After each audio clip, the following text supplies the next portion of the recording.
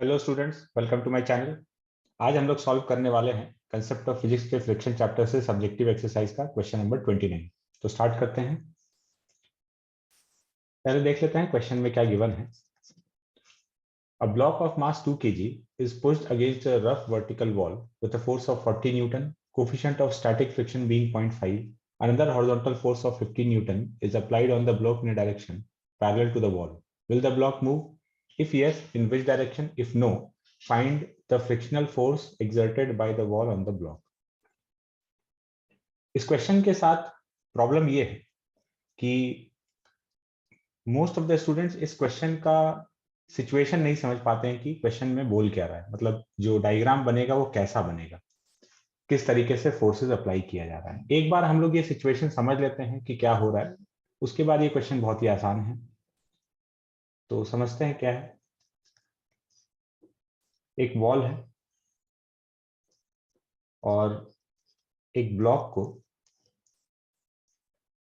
Push किया जा रहा है अगेंस्ट द वॉल। ये 2 kg का ब्लॉक है और यहां से इसको ऐसे पुश किया जा रहा है विथ अ फोर्स 40 न्यूटन। तो अब यहां पर इस ब्लॉक पर ये 40 न्यूटन के अलावा और क्या क्या फोर्सेस लग रहा है। तो इसमें है कि another horizontal force of 15 newton is applied on the block in a direction parallel to the wall. एक हॉरिजॉन्टल फोर्स लग रहा है जो कि वॉल के पैरेलल भी है, तो वो कुछ इस तरीके से लगेगा। ये 15 न्यूटन हो गया। क्रॉस का मतलब ये इनवर्ट डायरेक्शन। तो ये देखो, ये वाला जो फोर्स है ये वॉल के पैरेलल भी है और हॉरिजॉन्टल भी है। ब्लॉक का अपना wait 20 Newton downward.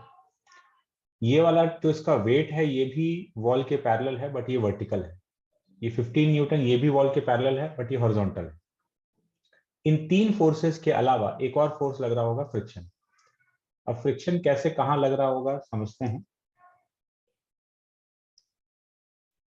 Against the wall normal भी लग रहा है, यहां से नॉर्मल आ गया और नॉर्मल का वैल्यू किसके बराबर होगा? ये 40 न्यूटन के बराबर।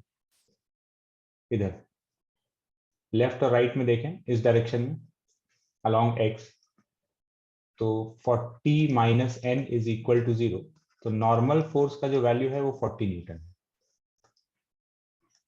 अच्छा, और maximum friction, maximum static friction या लिमिटिंग फ्रिक्शन, इसका वैल्यू कितना हो जाएगा? Mu into n.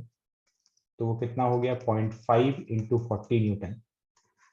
तो यहाँ लिमिटिंग फ्रिक्शन जो अवेलेबल है वॉल और ब्लॉक के बीच में वो 20 न्यूटन है।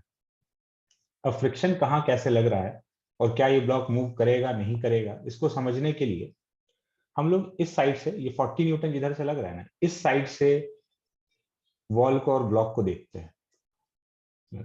दूसरे ओरिएंटेशन में एफबीडी बना रहे हैं। तो अब ये ब्लॉक हम लोग को सामने से दिख रहा है, तो 40 न्यूटन फोर्स तो इस तरह से लग जाएगा इनवर्ट। यहां से अब सामने से देख रहे हैं तो जो 15 न्यूटन है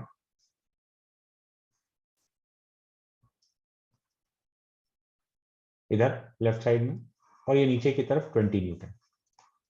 ये 15 न्यूटन लग रहा था, इधर ये 15 न्यूटन, ये नीचे 20 न्यूटन।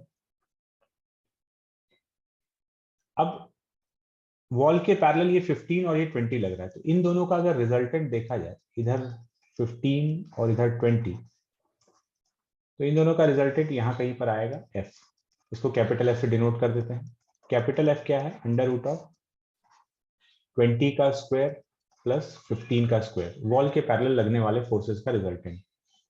और ये एफ जो है वॉल के पैरेलल जो लग रहा है, जो ब्लॉक को स्लाइड कराना चाह रहा है, ये फोर्स स्टैटिक फ्रिक्शन से ज्यादा है। स्टैटिक फ्रिक्शन का मैक्सिमम वैल्यू 20 न्यूटन है, तो ये एफ जो है this is greater than F S maximum. इसका मतलब ब्लॉक स्लाइड करेगा। किधर स्लाइड करेगा? ये जो रिजल्टेंट इन दोनों का आ रहा है 15 और 20 का, तो इस रिजल्टेंट के डायरेक्शन में ब्लॉक स्लाइड करेगा और रोकने के लिए फ्रिक्शन ठीक इसके ऑपोजिट डायरेक्शन में एक्ट करेगा, स्लिपिंग को रोकने के लिए, बट रोक नहीं पाएगा। तो हम लोग से पूछा गया था कि क्या ब्लॉक मूव करेगा, तो आंसर है यस, ब्लॉक विल मूव। किस डायरेक्शन में? तो सपोज ये एंगल थीटा है, तो ये 15 और 20 का जो रिजल्टेंट है इसी डायरेक्शन में ब्लॉक मूव कर रहा होगा। मतलब ये जो ब्लॉक है ये यहाँ कहीं जाना चाहेगा वॉल के पैरेलल।